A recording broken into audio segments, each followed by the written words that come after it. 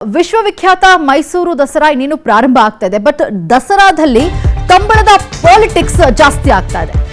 ದಸರಾ ಉತ್ಸವಕ್ಕೆ ಕರಾವಳಿ ಕೋಣಗಳ ಎಂಟ್ರಿಗೆ ವಿರೋಧ ಯಾಕೆ ಅನ್ನುವಂತಹ ಪ್ರಶ್ನೆ ಎದುರಾಗ್ತಾ ಇದೆ. ದಸರಾ ಆರಂಭಕ್ಕೂ ಮುನ್ನ ಜೋರಾಗ್ತಾ ಇದೆ ಪರ ವಿರೋಧದ ಚರ್ಚೆ. ಮೈಸೂರು ದಸರಾ ದಿನಾಂಕ ಘೋಷಣೆಯಾಗ್ತಾ ಇದ್ದಂತೆ ಕಂಬಳದಲ್ಲಿ ಕಳವಳ ಉಂಟಾಗ್ತಾ ಇದೆ. ಕಂಬಳ ಆಚರಿಸಿದರೆ ಸಾಂಸ್ಕೃತಿಕ ನಗರಿ ಸಂಸ್ಕೃತಿಗೆ ಧಕ್ಕೆಯಾಗತ್ತಾ ಅನ್ನುವಂತಹ ಪ್ರಶ್ನೆ ಎದುರಾಗ್ತಾ ಇದೆ. ಮೈಸೂರು ದಸರಾದಲ್ಲಿ ಕಂಬಳ ಆಚರಣೆ ಬೇಡ ಅಂತ ಸಾಕಷ್ಟು ಮಂದಿ ವಿರೋಧವನ್ನು ವ್ಯಕ್ತಪಡಿಸ್ತಾ ಇದ್ದಾರೆ. ಈ ಕುರಿತು ಸಿಎಂ ಡಿ ಕೆ ಶಿವಕುಮಾರ್ ಅವರು ಏನ್ ಹೇಳಿದ್ದಾರೆ, ಏನಂದ್ರು ಅಂತ ನೋಡೋಣ ಬನ್ನಿ. ದಸರಾ ಯಾವ ರೀತಿ ಒಂದು ಪರಂಪರೆಯನ್ನ ನಾಡಲು ಆಚರಣೆ ಮಾಡ್ತೀವಿ ಆ ರೀತಿ ಮಾಡೋದು ಅನ್ನೋದು ತೀರ್ಮಾನವನ್ನ ಮಾಡಿದ್ದೇವೆ. ನಮ್ಮ ಗಜಪೂಜೆ 26 ಆಗಸ್ಟ್ 26 10 ಗಂಟೆಗೆ ನಡೆಸಲು ಈಗಾಗಲೇ ನಮ್ಮ ಜಿಲ್ಲಾಧಿಕಾರಿಗಳು ಧಾರ್ಮಿಕವಾಗಿ ಎಲ್ಲ ಸಂಪ್ರದಾಯದಂತೆ ಎಲ್ಲ ವಿಚಾರಿಸಿ ಸರ್ಕಾರಕ್ಕೆ ವರದಿಯನ್ನು ಕೊಟ್ಟಿದ್ದಾರೆ. ದಸರಾ ಮಹೋತ್ಸವದ ಉದ್ಘಾಟನೆಯನ್ನ ಅಕ್ಟೋಬರ್ 11ನೇ ತಾರೀಕು ಬೆಳಿಗ್ಗೆ 11:50 ದಿನಾಂಕವನ್ನು ನಿಗದಿ ಮಾಡಲಾಗಿದೆ. ಜಂಬೂ ಸವಾರಿ ನಂದಿ ಧ್ವಜ ಪೂಜೆ 21ನೇ ತಾರೀಕು ಅದೇ ಅಕ್ಟೋಬರ್ 10 ತಿಂಗಳು 26 ಮಧ್ಯಾಹ್ನ 1:30 ಗಂಟೆಗೆ ನಡೆಸಲು ಈಗಾಗಲೇ ದಿನಾಂಕವನ್ನು ನಿಗದಿ ಮಾಡಲಾಗಿದೆ. ಜಂಬೂ ಸವಾರಿ ಪುಷ್ಪಾರ್ಚನೆ ಕೂಡ ಅದೇ ದಿನ 21ನೇ ತಾರೀಕು ಅಕ್ಟೋಬರ್ 4 ಗಂಟೆಗೆ 10 ಪರಂಪರೆಯನ್ನು ಉಳಿಸಿಕೊಂಡು ಮಾಡುವಂಥದ್ದು ಸಂಪ್ರದಾಯ. ನೋಡಿ, ನಾಡ ಹಬ್ಬದಲ್ಲಿ ಕಂಬಳ ಮಾಡಬೇಕು ಮಾಡಬಾರ್ದು ಅನ್ನುವಂತಹ ಪರ ವಿರೋಧದ ವಾದದ ನಡುವೆ ರಾಜ್ಯ ಮನೆತನ ಏನ್ ಹೇಳ್ತಿದೆ, ವಿರೋಧವನ್ನು ವ್ಯಕ್ತಪಡಿಸ್ತಾ ಇದೆ. ಮೈಸೂರಲ್ಲಿ ಕರಾವಳಿ ಆಚರಣೆಗೆ ಸಂಸದ ಯದುವೀರ್ ಆಕ್ಷೇಪವನ್ನು ವ್ಯಕ್ತಪಡಿಸ್ತಾ ಇದ್ದಾರೆ. ದಸರಾದಲ್ಲಿ ಕಂಬಳ ಆಚರಣೆಗೆ ಪ್ರತಾಪ್ ಸಿಂಹ ಅಸಮಾಧಾನವನ್ನ ವ್ಯಕ್ತಪಡಿಸ್ತಾ ಇದ್ದಾರೆ. ಯಾರು ಕೂಡ ಅದಕ್ಕೆ ಓಕೆ ಅಂತ ಹೇಳ್ತಾ ಇಲ್ಲ.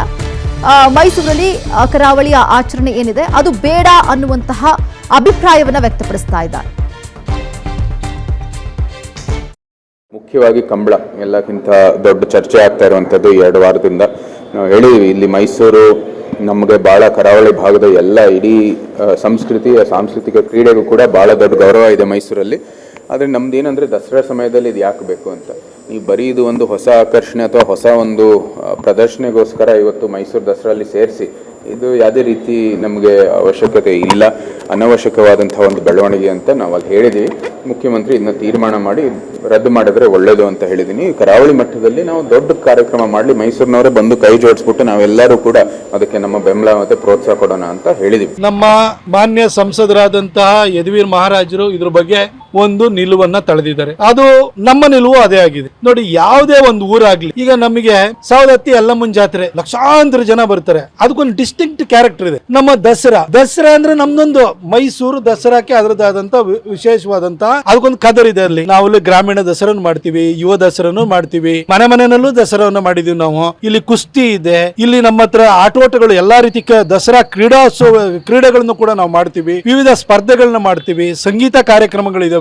ಮೈಸೂರು ಮಹಾರಾಜರು ವಿಜಯನಗರ ಸಾಮ್ರಾಜ್ಯದ ಪತನದ ನಂತರ ದಸರಾವನ್ನು ಆರಂಭಿಸಿದ್ರು. ಆ ದಸರಾ ಅದ್ರ ಪರಂಪರೆ ಏನ್ ನಡ್ಕೊಂಡು ಬರ್ತಾ ಇದೆ, ಹಾಗೆ ಸಾಂಪ್ರದಾಯಿಕವಾಗಿ ಶಾಸ್ತ್ರೋಕ್ತವಾಗಿ ಇಲ್ಲೊಂದಷ್ಟು ಕಾರ್ಯಕ್ರಮಗಳನ್ನು ನಾವು ಮಾಡ್ತಾ ಇದೀವಿ. ಇದು ನಮ್ಮ ಮೈಸೂರು ದಸರಾ. ನಮ್ಮ ಮೈಸೂರು ದಸರಾಕ್ಕೆ ಬೇರೆ ಬೇರೆ ಎಲಿಮೆಂಟ್ ನ ಮನರಂಜನೆಗೆ ಇನ್ನೊಂದಕ್ಕೆಲ್ಲ ಸೇರಿಸುವಂತದ್ದು ಏನಿಲ್ಲ, ಅಗತ್ಯ ಇಲ್ಲ. ಮೈಸೂರಿನಲ್ಲಿ ಚಲನಚಿತ್ರೋತ್ಸವನು ಕೂಡ ಇಲ್ಲ ಆಗುತ್ತೆ. ಮೈಸೂರಲ್ಲಿ ಸಾಕಷ್ಟು ವಿವಿಧತೆ ಮೈಸೂರು ದಸರಾಕ್ಕೆ ಇದೆ. ಹಾಗಾಗಿ ಮೈಸೂರು ದಸರಾಕ್ಕೆ ಇನ್ನೆಲ್ಲಿಂದಲೋ ಏನೋ ತಂದು ಅದಕ್ಕೆ ಸೇರಿಸಬೇಕಾದ ಅಗತ್ಯತೆ ಇಲ್ಲ ಅಂತ ನಮ್ಮ ಸಂಸದರು ಕೂಡ ಒಂದು ನಿಲುವನ್ನು ತಳೆದಿದ್ದಾರೆ. ಆ ನಿಲುವಿಗೆ ನಾವು ಕಂಬಳಿಗೆ ದಸರಾಗೆ ಸಂಬಂಧಪಟ್ಟ ಹೇಗೆ ನಡಿಬೇಕು, ಏನ್ ನಡಿಬೇಕು ಅಂತ ಹೇಳಿ ಅಲ್ಲಿ ಕಂಬಳ ದಸರಾ ಸಮಿತಿಯವರಿದ್ದಾರೆ, ಮುಖ್ಯಮಂತ್ರಿಗಳಿದ್ದಾರೆ, ಅದು ಒಂದೊಂದು ಸಮಿತಿ ಇದೆ. ಅದು ಯಾವ ರೀತಿ ಬೇಕು ಬೇಡ ಅವರು ಅದನ್ನು ತೀರ್ಮಾನ ಮಾಡ್ತಾರೆ. ಕಂಬಳ ಅದು ನಮಗೆ ತುಳುನಾಡು ಮತ್ತು ಕರಾವಳಿಯ ಕರ್ನಾಟಕದ ಹೆಮ್ಮೆ ಕ್ರೀಡೆ.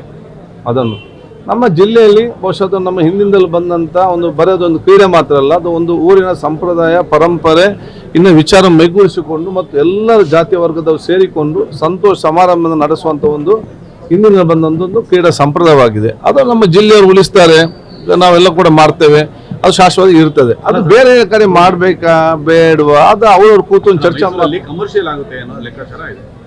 ಅದನ್ನು ನಾನು ಹೇಳಿದೆಲ್ಲ, ನಾನು ಕಮಲದ ಒಬ್ಬ ಅಭಿಮಾನಿಯಾಗಿ ತುಳುನಾಡಿನ ಜಿಲ್ಲೆಯವನಾಗಿ ನಾನು ಕಮಲ ಎಲ್ಲ ಬರೇ ನಮ್ಮ ಇಲ್ಲಿ ಅಲ್ಲ ಅಂತಲ್ಲ, ಇಲ್ಲಿ ನಮ್ಮ ರಾಜ್ಯದಲ್ಲಿ ಅಂತಲ್ಲ, ಇಲ್ಲಿ ಬೇರೆ ಬೇರೆ ರಾಜ್ಯ ಆಗಬೇಕಂತೇಳಿ ನನ್ನ ಕನಸಿದೆ, ಆಶೆ ಇದೆ. ಅದು ಮಾಡಬೇಕಾ ಬೇಡವಾ ಏನಂತೇಳಿ ಅಲ್ಲಿ ಸ್ಥಳೀಯ ಮಟ್ಟ ಕೂತ್ಕೊಂಡು ಚರ್ಚೆ ಮಾಡ್ತಾರೆ. ನೋಡಿ, ನಾವು ಗಮನಿಸ್ತಾ ಇದ್ದೀವಿ ಕಂಬಳದ ವಿಚಾರಕ್ಕೆ ಸಂಬಂಧಪಟ್ಟಂತೆ ಪರ ವಿರೋಧದ ಚರ್ಚೆ ಅಂತೂ ಆಗ್ತಾ ಇದೆ.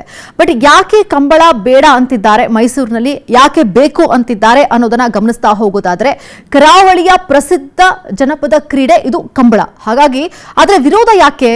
ದಸರಾಗೂ ಕಂಬಳಕ್ಕೂ ಸಂಬಂಧ ಇಲ್ಲ, ಅದೇ ಬೇರೆ ಇದೇ ಬೇರೆ. ಅಲ್ಲಿನ ಸಂಸ್ಕೃತಿನೇ ಬೇರೆ, ಇಲ್ಲಿನ ಸಂಸ್ಕೃತಿನೇ ಬೇರೆ. ನಾವೇನ್ ನಡೆಸ್ಕೊಂಡು ಬಂದಿದ್ವಿ ಅದನ್ನ ಮುಂದುವರಿಸ್ಕೊಂಡು ಹೋಗ್ತೀವಿ. ನೀವು ಕಂಬಳ ಮಾಡಿ ಗೊತ್ತಿದೆ, ಆದ್ರೆ ಮೈಸೂರು ದಸರಾ ತನ್ನ ವಿಭಿನ್ನ ಸಂಸ್ಕೃತಿಯನ್ನ ಹೊಂದಿದೆ ಅಂತ ಹೇಳಿ ವಿರೋಧವನ್ನ ವ್ಯಕ್ತಪಡಿಸ್ತಾ ಇದ್ದಾರೆ. ಕಂಬಳವನ್ನ ಮೈಸೂರಿನಲ್ಲಿ ಮಾಡಿದಂತಹ ಸಂದರ್ಭದಲ್ಲಿ ದೇಶ ವಿದೇಶಗಳಿಂದ ಬಂದಿರ್ತಾರೆ. ಸೊ ಹಾಗಾಗಿ ಇದಿನ್ನಷ್ಟು ಪ್ರಸಿದ್ಧ ಆಗುವಂತಹ ಚಾನ್ಸಸ್ ಇದೆ ಅನ್ನುವಂತಹ ವಾದವನ್ನ ಮಂಡಿಸ್ತಾ ಇದ್ದಾರೆ. ಇನ್ನ ಕಂಬಳವು ರಾಜ್ಯದ ಸಾಂಪ್ರದಾಯಿಕ ಜನಪದ ಕ್ರೀಡೆ ಆಗಿದೆ. ಸೊ ಹಾಗಾಗಿ ಇದನ್ನ ಮಾಡಬೇಕು ಅಂತ ಹೇಳಿ ವಿರೋಧ ಯಾಕೆ? ಮೈಸೂರು ದಸರಾ ತನ್ನದೇ ಆದಂತಹ ಪರಂಪರೆಯನ್ನ ಹೊಂದಿದೆ. ಆ ಪರಂಪರೆಗೆ ಮತ್ತಿನ್ನೇನೋ ಮಿಕ್ಸ್ ಮಾಡೋದು ಬೇಡ ಅಂತ ಹೇಳ್ತಿದ್ದಾರೆ. ಇನ್ನ ಕರ್ನಾಟಕದ ವಿವಿಧ ಭಾಗಗಳ ಸಂಸ್ಕೃತಿಗೆ ಇಲ್ಲಿ ಅವಕಾಶ ಇದೆ, ಕೊಡಿ ಅಂತ ಅವಕಾಶವನ್ನ ಅಂತ ಹೇಳ್ತಿದ್ದಾರೆ. ಆದ್ರೆ ವಿರೋಧ ಯಾಕೆ? ಮೈಸೂರು ದಸರಾದ ಐತಿಹಾಸಿಕ ಆಚರಣೆಯ ಭಾಗ ಅಲ್ಲ ಕಂಬಳ ಅನ್ನುವಂತಹ ವಾದವನ್ನ ಮುಂದಿಡ್ತಾ ಇದ್ದಾರೆ. ಇನ್ನ ಪರ ವಾದದಲ್ಲಿ ನಾವು ಗಮನಿಸ್ತಾ ಹೋಗೋದಾದ್ರೆ ಕಂಬಳ ಪ್ರವಾಸಿಗರ ಪ್ರಮುಖವಾದಂತಹ ಆಕರ್ಷಣೆ. ಆದ್ರೆ ವಿರೋಧ ಯಾಕೆ? ಸ್ಪರ್ಧಿಗಳು ಪ್ರೇಕ್ಷಕರಿಗೆ ಅಪಘಾತ ಸಂಭವಿಸುವಂತಹ ಸಾಧ್ಯತೆ ಇದೆ. ನೋಡಿ, ಕಂಬಳಕ್ಕೂ ಮತ್ತು ಇಲ್ಲಿನ ವೆದರ್ ಏನಿದೆಯಲ್ಲ, ಮೈಸೂರಿನ ವೆದರ್ಗೂ ಮಂಗಳೂರಿನ ವೆದರ್ಗೂ ಸಾಕಷ್ಟು ವ್ಯತ್ಯಾಸ ಇದೆ. ಮತ್ತು ಅಲ್ಲಿನ ಮಣ್ಣಿನ ವ್ಯವಸ್ಥೆನೇ ಬೇರೆ, ಇಲ್ಲಿನ ಮಣ್ಣಿನ ಒಂದು ವ್ಯವಸ್ಥೆನೇ ಬೇರೆ ಇದೆ. ಸೊ ಅಲ್ಲಿ ಇರುವಂತಹ ಕ್ರೀಡೆಯನ್ನ ಇಲ್ಲಿ ಇಂಪ್ಲಿಮೆಂಟ್ ಮಾಡಿದ್ರೆ ಅದು ಸರಿ ಹೋಗೋದಿಲ್ಲ ಅಂತ ಹೇಳ್ತಿದ್ದಾರೆ. ಬಟ್ ಆದ್ರೆ ಈ ಹಿಂದೆ ಬೆಂಗಳೂರಲ್ಲೂ ಕೂಡ ಕಂಬಳವನ್ನ ಮಾಡಿ ಯಶಸ್ವಿ ಆಗಿತ್ತು ಅನ್ನುವಂತಹ ವಾದವನ್ನ ಕೂಡ ಮುಂದಿಡ್ತಾ ಇದ್ದಾರೆ. ಇನ್ನ ರೈತರು ಮತ್ತು ಕಂಬಳ ಪರಂಪರೆಗೆ ಗೌರವ ಇದೆ. ವಿರೋಧ ಯಾಕೆ?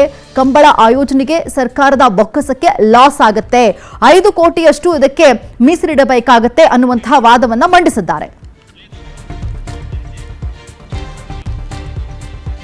ಓಕೆ, ಸಾರ್ವಜನಿಕರು ಹಾಗಾದ್ರೆ ಏನ್ ಹೇಳ್ತಾರೆ ನೋಡೋಣ.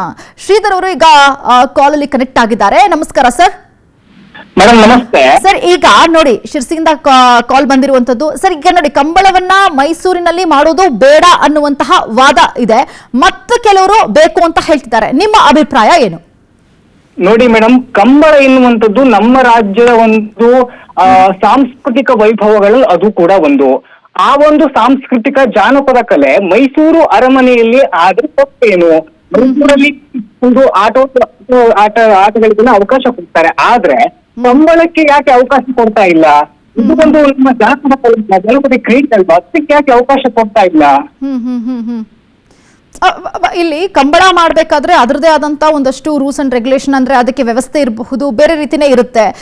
ಮೈಸೂರಿನಲ್ಲಿ ಅದು ಮಾಡೋದು ಬೇಡ, ನೀವು ಅಲ್ಲೇ ಮಾಡ್ಕೊಳ್ಳಿ, ನಾವು ಅಲ್ಲೇ ಬಂದು ನೀವು ಇನ್ನೂ ವಿಜೃಂಭಣೆಯಿಂದ ಮಾಡೋಣ, ನಾವು ಕೂಡ ಸಪೋರ್ಟ್ ಮಾಡ್ತೀವಿ, ಸಾಥ್ ಕೊಡ್ತೀವಿ ಅಂತ ಹೇಳ್ತಿದ್ದಾರೆ. ಏನ್ ಹೇಳ್ತೀರಾ? ಈ ಹಿಂದೆ ಕೂಡ ಬೆಂಗಳೂರಲ್ಲಿ ಆಗ್ಬೇಕಾದ್ರೆ ವಿರೋಧ ವ್ಯಕ್ತ ಆಯ್ತು. ಆದ್ರೆ ಬೆಂಗಳೂರಲ್ಲಿ ಯಶಸ್ವಿ ಕಂಬಳ ಮಾಡ್ಲಿಕ್ಕಾಗ್ಲಿಲ್ವಾ? ಬೇರೆ ಬೇರೆ ಇದಕ್ಕೆ ನೀವು ಖರ್ಚು ಮಾಡ್ತೀರಿ, ಆದ್ರೆ ನಮ್ಮ ಜಾನಪದ ಕ್ರೀಡೆ ಆಗಿರುವಂತ ಕಂಬಳ ಮಾಡಬೇಕಾದ್ರೆ ವಿರೋಧ ಯಾಕೆ? ಇಂಥ ಸಾಂಸ್ಕೃತಿಕ ವೈಭವ ಇರುವಂತಹ ನಮ್ಮ ಮೈಸೂರಿನಲ್ಲಿ ಈ ಒಂದು ಕಂಬಳವನ್ನ ಆಚರಿಸಿದ್ರೆ ವಿಶ್ವವಿಖ್ಯಾತವಾಗಿರೋ ದಸರಾ ಇದು. ಬೇರೆ ಬೇರೆ ಕಡೆಯಿಂದ ಜನ ಬಂದಿರ್ತಾರೆ, ವಿಶ್ವದಾದ್ಯಂತ ದೇಶದ ಎಲ್ಲಾ ಕಡೆಯಿಂದ ಜನ ಬಂದಿರ್ತಾರೆ. ನಮ್ಮ ನಾಡಿನ ಸಂಸ್ಕೃತಿ, ಕರ್ನಾಟಕದ ಸಂಸ್ಕೃತಿ, ಕರ್ನಾಟಕದ ವೈಭವ ಇರುವ ಈ ಕಂಬಳವನ್ನು ಕಣ್ತುಂಬಿಕೊಂಡ್ರೆ ನಮ್ಮ ನಾಡಿನ ಸಂಸ್ಕೃತಿಯನ್ನ ಜಗತ್ತಿಗೆ ಪರಿಚಯಿಸಿದಂತ ಆಗಲ್ವಾ ಮೇಡಮ್ ಇದರಿಂದ? ಅದಕ್ಕಾಗಿ ಈ ಮೈಸೂರು ದಸರಾ ವೇಳೆ ಈ ಕಂಬಳವನ್ನ ಮಾಡಿದ್ರೆ ಖಂಡಿತವಾಗಿ ಬೇರೆ ಬೇರೆ ಜನರು ಬಂದಿರ್ತಾರೆ. ಆ ವೇಳೆಯಲ್ಲಿ ಅವರು ಕಂಬಳವನ್ನು ಕಣ್ತುಂಬಿಕೊಂಡಂಗೆ ಆಗುತ್ತೆ.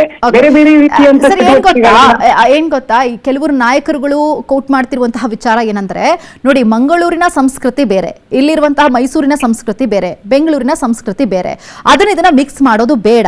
ಅಲ್ಲಿ ಎಲ್ಲಿ ಕಂಬಳ ನಡೀತಾ ಇತ್ತು ಅಲ್ಲೇ ನಡೀಲಿ, ನಾವು ಕೂಡ ಸಪೋರ್ಟ್ ಮಾಡ್ತೀವಿ ಅಂತ ನಾವು ಹೇಳ್ತಾ ಇಲ್ಲ, ಕೆಲವು ನಾಯಕರುಗಳು ಹೇಳ್ತಾ ಇರೋದು. ಏನ್ ಹೇಳ್ತೀರಾ? ಖಂಡಿತ ಮೇಡಮ್, ನಾವ್ ಹೇಳ್ತಾ ಇರೋದು ಅದನ್ನೇ. ನಮ್ದು ಪ್ರಾದೇಶಿಕವಾದವನ್ನ ಮುಂದಿಡೋದು ಬೇಡ.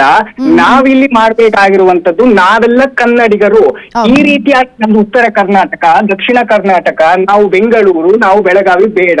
ನಮ್ಮ ರಾಜ್ಯದ ಸಂಸ್ಕೃತಿ, ಕರ್ನಾಟಕದ ಸಂಸ್ಕೃತಿ, ಯಾವೆಲ್ಲ ಸಂಸ್ಕೃತಿ ಇದೆ ಎಲ್ಲವೂ ಬೇಕು. ನಮ್ಮದು ಕರಾವಳಿಯೇ ಬೇರೆ, ಮಲೆನಾಡು ಬೇರೆ, ಉತ್ತರ ಕರ್ನಾಟಕ ಬೇರೆ. ಈ ರೀತಿಯಾದ ಸಂಸ್ಕೃತಿ ಅಲ್ಲ ನಮ್ಮದು ಕರ್ನಾಟಕ. ಈ ನಾವು ಸರಿಯಾಗಿ ನೋಡೋದಾದ್ರೆ ಮೈಸೂರು ಅನ್ನೋದು ಕರ್ನಾಟಕ ಆಗೋಕ್ಕಿಂತ ಮುಂಚೆ ಮೈಸೂರು ಆಗಿತ್ತಲ್ವಾ, ಅದು ನಮ್ಮ ರಾಜ್ಯ ಆಗಿತ್ತಲ್ವಾ. ಆ ಹಿನ್ನೆಲೆಯಲ್ಲಿ ಮೈಸೂರು ದಸರಾ ಕೇವಲ ಮೈಸೂರಿಗೆ ಸೀಮಿತ ಅಲ್ಲ, ಮೈಸೂರು ಸಂಸ್ಕೃತಿಗೆ ಸೀಮಿತವಲ್ಲ, ಬದಲಾಗಿ ಕರ್ನಾಟಕದ ಸಂಸ್ಕೃತಿಗೆ ಸೀಮಿತ. ಅದಕ್ಕಾಗಿ ಕಂಬಳವನ್ನು ಕೂಡ ಆಚರಿಸಿದ್ರೆ ತಪ್ಪಿಲ್ಲ ಅನ್ನೋದು ನಮ್ದೊಂದು ಆಶಯ. ಓಕೆ, ನೀವು ಸಂಸ್ಕೃತಿನ ಎಲ್ಲಿ ಬೇಕಾದ್ರೂ ಇದ್ ಮಾಡ್ಬೋದು ಅಂತ ಹೇಳ್ತಾ ಇದ್ದೀರಾ. ಆದ್ರೆ ಈಗ ಉತ್ತರ ಕರ್ನಾಟಕದ ಭಾಗದ ಕೆಲವೊಂದು ಸಂಸ್ಕೃತಿಗಳಿದೆ, ಕೆಲವೊಂದು ಕ್ರೀಡೆಗಳಿದೆ. ಈಗ ಫಾರ್ ಎಕ್ಸಾಂಪಲ್ ಮಲ್ಲಕಂಬ ಇರಬಹುದು, ಅದನ್ನ ಪ್ರದರ್ಶನ ಮಾಡೋದಕ್ಕೆ ಅಲ್ಲಿ ನೀವು ಅವಕಾಶ ಮಾಡಿಕೊಡ್ತೀರಾ? ಖಂಡಿತವಾಗಿ ಮೇಡಮ್, ಕರ್ನಾಟಕದ ಯಾವ ಸಂಸ್ಕೃತಿಯನ್ನ ಬೇಕಾದ್ರೂ ಎಲ್ಲಿ ಬೇಕಾದ್ರೂ ಪ್ರದರ್ಶನ ಮಾಡ್ಲಿಕ್ಕೆ ನಾವು ಅವಕಾಶ ಮಾಡ್ಕೊಡ್ಬೇಕು. ಯಾಕಂತ ಹೇಳಿದ್ರೆ ಕರ್ನಾಟಕದ ಸಂಸ್ಕೃತಿ ಇಲ್ಲಿ ನಮ್ಮದು ವಿಭಾಗವಾರು ಪ್ರದರ್ಶನ ಬೇಡ. ನಮ್ಮದು ಕರುನಾಡಿನ ಸಂಸ್ಕೃತಿ, ಎಲ್ಲಾ ವಿಭಾಗವಾರು ಸಂಸ್ಕೃತಿಯನ್ನ ಎಲ್ಲಾ ಕಡೆ ಪ್ರದರ್ಶನ ಮಾಡ್ಲಿಕ್ಕೆ ನಾವು ಸಿದ್ಧರಿದ್ದೇವೆ ಮೇಡಮ್. ನಿಮ್ಮ ಸಂಸ್ಕೃತಿಯನ್ನ, ನಮ್ಮ ಸಂಸ್ಕೃತಿಯನ್ನು ಒಟ್ಟಿಗೆ ಬೆಳೆಸೋಣ. ದೇಶದಾದ್ಯಂತ ನಮ್ಮ ಕರ್ನಾಟಕದ ಸಂಸ್ಕೃತಿ ಪ್ರಸಾರ ಆಗ್ಬೇಕು ಅನ್ನೋದಷ್ಟೇ ನಮ್ಮ ಉದ್ದೇಶ. ಇಲ್ಲಿ ವಿಭಾಗವಾರು ಪ್ರದರ್ಶನ, ಬಡಿದಾಟ ಬೇಡ ಅನ್ನೋದು ನಮ್ಮ ಉದ್ದೇಶ madam. Okay, thank you sir Vistara News ಜೊತೆ ಮಾತನಾಡೋದಕ್ಕೆ. ಓಕೆ, ನಾವು ಗಮನಿಸಿದ್ವಿ ಶ್ರೀಧರ್ ಅಂತ ಹೇಳಿ ಶಿರಸಿಯಿಂದ ಕರೆ ಮಾಡಿದ್ರು. ಅವರು ಹೇಳ್ತಾ ಇದ್ರು, ನಮ್ಮ ಕರ್ನಾಟಕದ ಬೇರೆ ಬೇರೆ ಜಿಲ್ಲೆಗಳಲ್ಲಿ ಇರುವಂತಹ ಸಂಸ್ಕೃತಿಗಳೇನಿದೆ ಅದೆಲ್ಲವನ್ನೂ ಕೂಡ ಒಗ್ಗಟ್ಟಾಗಿ ತೆಗೆದುಕೊಂಡು ಹೋಗೋಣ ಅನ್ನುವಂತಹ ಮಾತನ್ನ ಹೇಳಿದ್ರು. ಯಾರೇ ಏನೇ ವಿರೋಧ ವ್ಯಕ್ತಪಡಿಸಿದ್ರು ಕೂಡ ಈಗ ದಸರಾ ಆಗುವಂಥದ್ದು ದೇಶ ವಿದೇಶಗಳಿಂದ ಸಾಕಷ್ಟು ಮಂದಿ ಬಂದಿರ್ತಾರೆ. ಅಲ್ಲಿ ಕಂಬಳ ಪ್ರದರ್ಶನ ಆದ್ರೆ ಮತ್ತಷ್ಟು ಪ್ರಖ್ಯಾತಿಯನ್ನ ಪಡೆದುಕೊಳ್ಳುತ್ತೆ ಅನ್ನುವಂತಹ ಅಭಿಪ್ರಾಯ ಅವ್ರದ್ದು. ಹಾಗಾಗಿ ಅವಕಾಶ ಮಾಡಿಕೊಡಿ. ಈ ಹಿಂದೆ ಕೂಡ ಬೆಂಗಳೂರಿನಲ್ಲಿ ಕಂಬಳವನ್ನ ಅವಾಗ್ಲೂ ವಿರೋಧ ವ್ಯಕ್ತವಾಗಿತ್ತು, ಬಟ್ ಆದ್ರೂ ಮಾಡಿ ಅದು ಯಶಸ್ವಿ ಆಯಿತು.